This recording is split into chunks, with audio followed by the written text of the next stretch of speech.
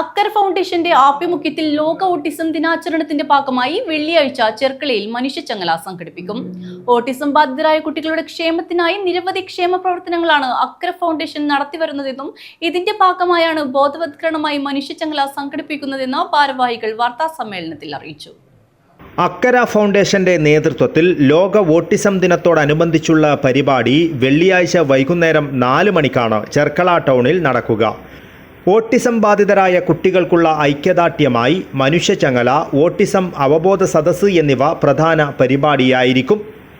നെല്ലിക്കുന്നി MLA, ജില്ലാ panchayat vice president Shanavas Padur, ജില്ലാ police മേധാവി D. ശിൽപ, ചെങ്കള പഞ്ചായത്ത് പ്രസിഡന്റ് ഖാദർ ബദരിയ എന്നിവർ മുഖ്യാതിഥികളായി പങ്കെടുക്കും.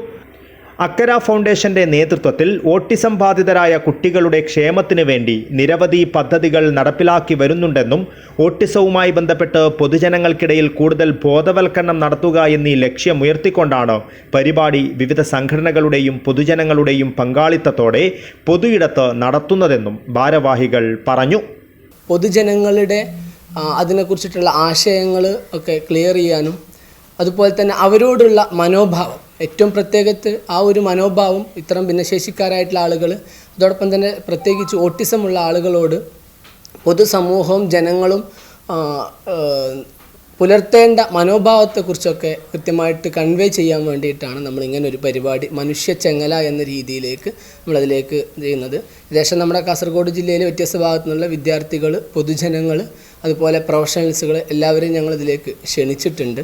നമ്മുടെ ബഹുമാനപ്പെട്ട MLA, അതോടൊപ്പം തന്നെ നെല്ലിക്കുന്ന MLA, അതോടൊപ്പം ജില്ലാ പഞ്ചായത്ത് വൈസ് പ്രസിഡന്റ് ഷാനവാസ് പാദൂർ, ജില്ലാ പോലീസ് മേധാവി ഇവരൊക്കെ നാളത്തെ പരിപാടിയിൽ പങ്കെടുക്കുന്നുണ്ട്.